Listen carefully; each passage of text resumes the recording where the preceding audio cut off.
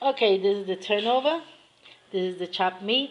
The chopped meat, the way I make it is I don't fry it. I boil it.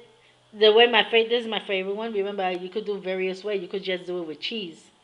I have done it with just plain cheese.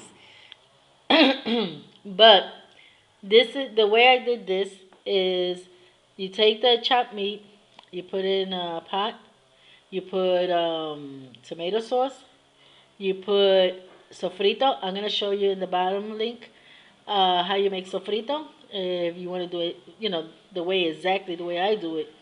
But sofrito mainly is peppers, um, onions, garlics, corianders. It has a lot of stuff in there. So it is all blended in the blender, and you put it in. It's like a cream. You put it in a bottle, and every time you want peppers and all that stuff is in there. You just take the spoon, pour it in there, and you don't have to worry. It's like I do the puree with the garlic. I just blend it in the blender and put it in a bottle. And when I want to season the chicken or whatever, I don't have to be chopping garlic all over the place. I just take a spoonful, drop it in there, and that's it. It makes life easier to cook, especially if you're always in a rush world. So, saying this, okay, so you add sofrito. And the sofrito, I don't put a lot of garlic, and I don't put a lot of coriander, because some things you don't need that much. It wouldn't taste good with that much coriander or garlic.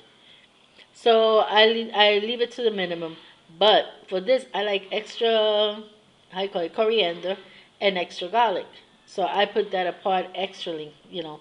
So when I need a little coriander, I just go out in my garden, get a piece, and pour it in there. And garlic is already puree. I just take a spoonful and dump it in there.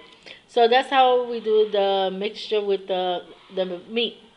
It's with tomato sauce. You don't fry it. You boil it with tomato sauce, and you put the ingredients I just mentioned. After you do all that, then you get your favorite cheese. My favorite cheese is cheddar cheese. I love cheddar cheese, so I use cheddar cheese for this. You know, and you put as much as you want. Not really, cause you might think, oh, that's a little bit for that turnover. No, it's not, and I'm gonna show you why. Hold on.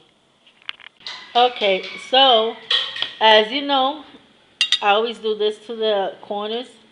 I don't put it a lot because how you call it, when you put a lot, sometimes it don't close right, and then when it doesn't close right, what happens? It comes out while you're frying it.